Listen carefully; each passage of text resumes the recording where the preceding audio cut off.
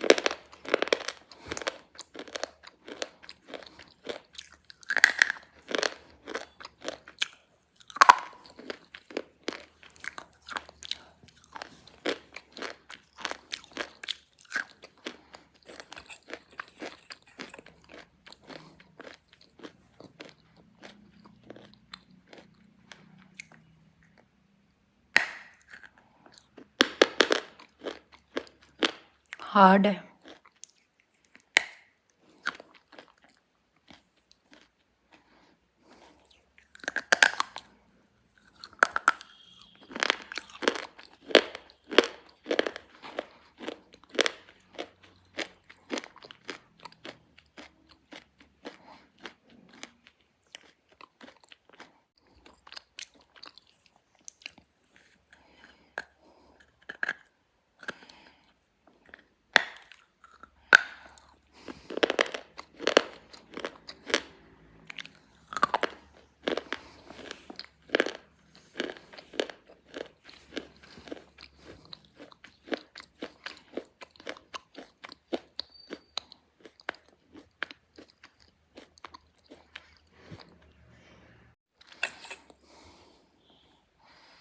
White.